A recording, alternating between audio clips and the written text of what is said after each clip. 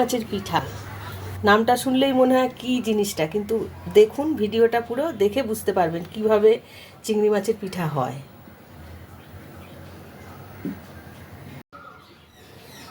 নারকেল দিয়ে কিছু একটা বানাবো, নারকেল দিয়ে বানাবো আজকে চিংড়ি মাছের পিঠা।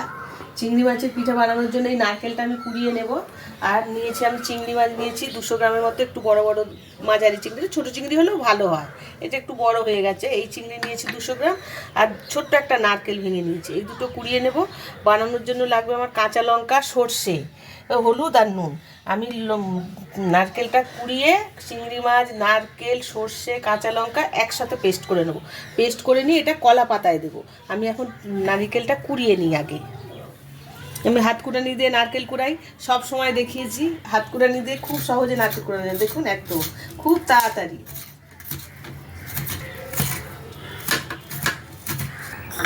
নারকেলটা কুড়িয়ে বেটে নিয়েছি, দেখুন যত এটা ভালো পেস্ট হবে তত সুন্দর হবে এই চিংড়ির পিঠাটা।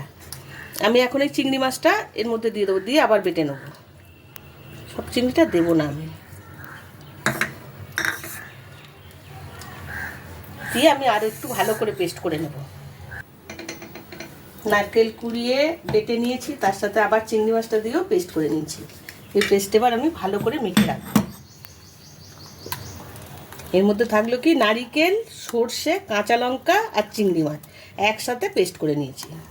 এখন এটাকে আমি ভালো করে একটু হলুদ দেব, নুন দেব, নুন দেবো আন্দাজ মতন, হলুদ দেবো আর দেবো সর্ষের তেল।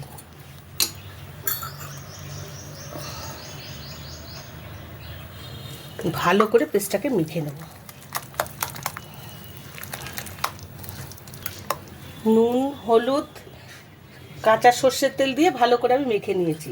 দেবো একটু চিনি, চিনিটা দেবো ব্যালেন্সের জন্য। আমি এই ছোট্ট চামচের একটু চিনি দিলাম।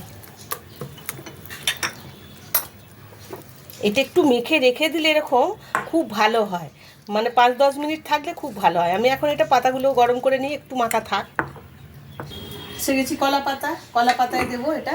পাতা আমি নিচে দিয়ে দিলাম, একটা ছোট দিয়ে আর একটাও দিয়ে দিলাম।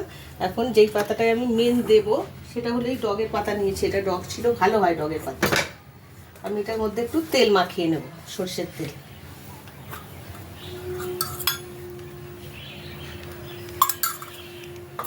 ভালো করে তেলটা লাগালে যাতে এতে লেগে না যায়, তার জন্যই তেলটা লাগানো হয়।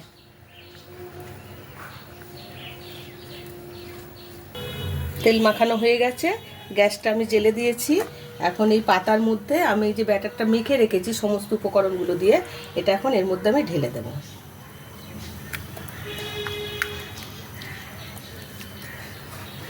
ভালো করে একদম আমি গোল করে দিয়ে দেবো, দিয়ে এইটা 5-6 মিনিট ঢেকে, 5-6 মিনিট আর একটু বেশি লাগবে, গ্যাসটা একদম কমিয়ে দেবো, দিয়ে 5-7 মিনিট ঢেকে রেখে দেবো।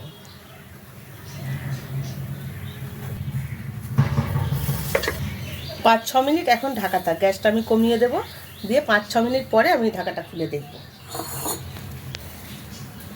5-6 মিনিট হয়ে গেছে, এখন আমি ঢাকাটা খুলে দেখি। তলায় যদি মানে নিচে পাতার নিচটা একটু পোড়া পোড়া লাগলেই হ্যাঁ হয়ে গেছে, এটা পোড়া পোড়া হয়ে গেছে। আমি এখন এটা আস্তে করে নামিয়ে নেব।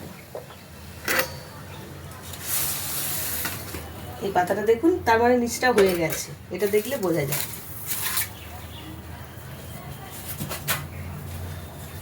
আবার আমি একটা পাতা দিয়ে দেবো, এই দেখুন কি সুন্দর দেখতে হয়েছে, দেখুন খুব সুন্দর লাগছে, খেতেও খুব সুন্দর হয়, একদম যেমন দেখতে তেমন খেতে। নিচে আর একটা পাতা দিয়ে দিলাম, আর আমি উপরের পাতাটায় যে তেল মাখিয়ে রেখেছি, একটু বেশি করে তেল মাখিয়ে রেখেছি যাতে লেগে না যায়। এই পাতাটা এর উপরে আমি উপর করে দিলাম, দিয়ে আর একটা প্লেট, সমান সমান দুটো প্লেট।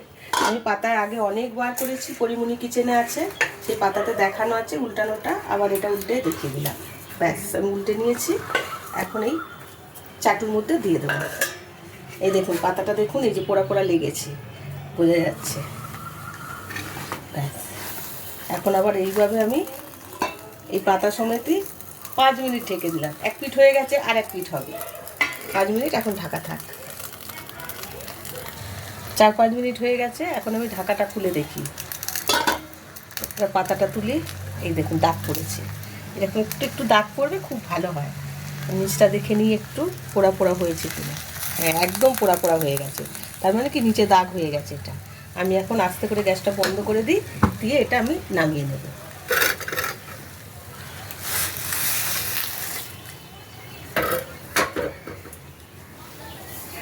এটা একটু ঠান্ডা হলে আমি এটা পিস পিস করে কেটে নেব। কেটে নিয়ে এটা গরম ভাতে, পান্তা ভাতে খুব ভালো লাগে খেতে।